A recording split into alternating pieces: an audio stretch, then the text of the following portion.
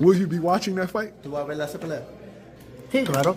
Yeah, he's gonna watch the fight. Como un padre no va a ver a su hijo. He said, how you not gonna watch your son fight?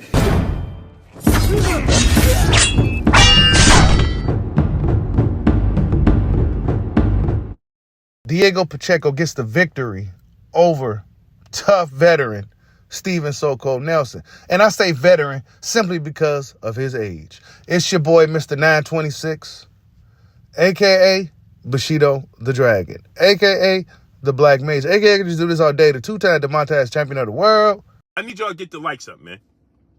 Get the likes up. Check it out, man. Didn't get to do the post-fight reaction video this past weekend of the Pacheco-Stevenson fight.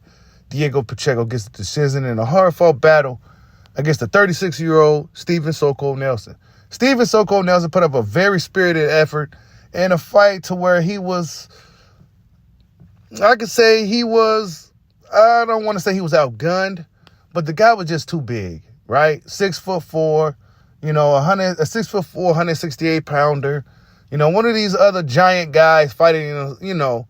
So Steven So-Called Nelson did the best he could with what he got, and ultimately he ended up losing the decision. But another fight that was really, I was looking at in that card was the fight between Andy Cruz and Omar Sosedo. And Keyshawn Davis, of course, Stevenson was in the building. He was in the crowd.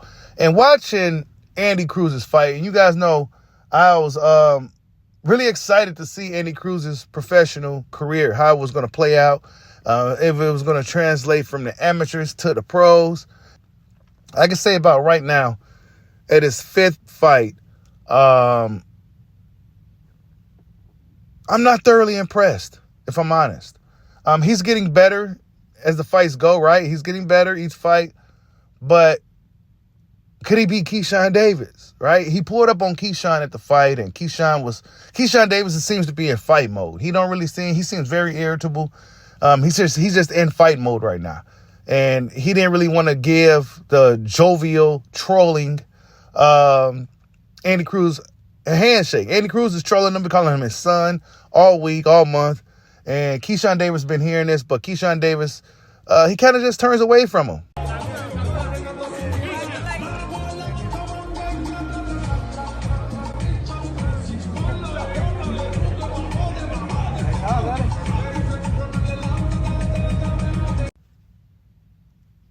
And did Keyshawn Davis give you the reaction that you was expecting, considering these two are bitter arch rivals, right? That's his bitter nemesis. That's his nemesis over there. And he kind of just turned his back to him. Now, Keyshawn Davis probably don't want to be getting into anything. Look, he's on fight mode right now. These dudes be irritable as hell when they're preparing for these fights, especially when it's big ones. So you could tell Keyshawn Davis is not in the best of mood right now. You can just simply tell just by looking at him that he wasn't in the best mood to be dealing with Andy Cruz. But Andy Cruz fight, man, I don't know.